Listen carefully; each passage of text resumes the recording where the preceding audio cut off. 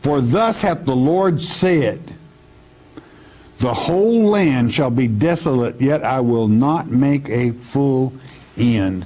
And he did not. Why? Because he wanted the opportunity of salvation to come forth. He wanted to send a Savior. You know, what does it take? We know from Revelation chapter 12 that a third of God's children followed Satan. What does it take to kill one of your children? Now think about it. To literally take away the life of one of your children, what does it take? It's terrible to even have to think about such a thing. Well, our Father had to think about it. Satan's rebelling, a third are following him, and making life hell for all the others, basically.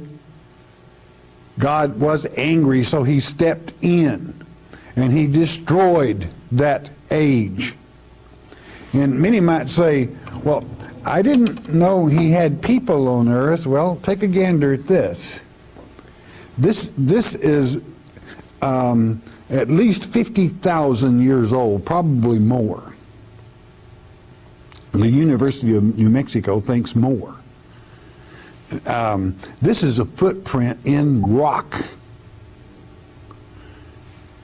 Angelic beings, we know in this earth age, impregnated the daughters of Adam in Genesis chapter 6. We'll be getting there in a few days. For someone to impregnate a daughter of Adam, there must be a mass. In other words, just because they're in a different, other than flesh body, they still left a track. What caused this track to be this deep is the step just before this one, this being tripped and caught himself with that 1 foot. So this documents there were people here, my friend, many more years ago than man wants to think.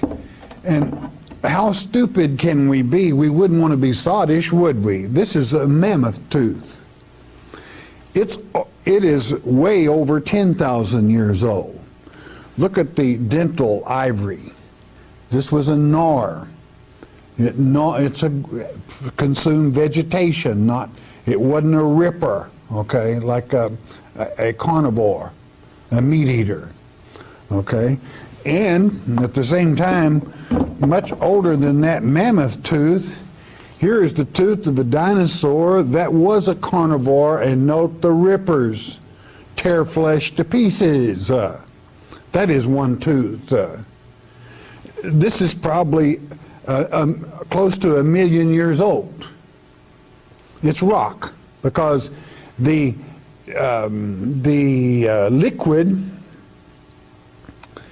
elements within this being was leached out by nearby stone and solidified, and here it is, preserved by us. And any person, when you walk out in a cutaway in a road or somewhere and you look at the stones and the shells, you know, a little old shell looks just like today, like one that is 10 million years old. And they dig up the Neanderthal man, so-called, and they put his head back together and it looks like an ape. Well, it looks just like an ape because we still have apes today. It wasn't a man, because the man in the first earth age, you're not going to find any of his remains because he wasn't in a flesh body. Okay, that'll get you started in this great book of Genesis. Genesis is, you might think, well, boy, you spent a lot of time on those first 2 verses. Yes, I did. Because Genesis, the unraveling of it is like opening a feed sack or a flour sack, if you're not familiar with that. If you get it started right, it'll just come unravel just so beautifully.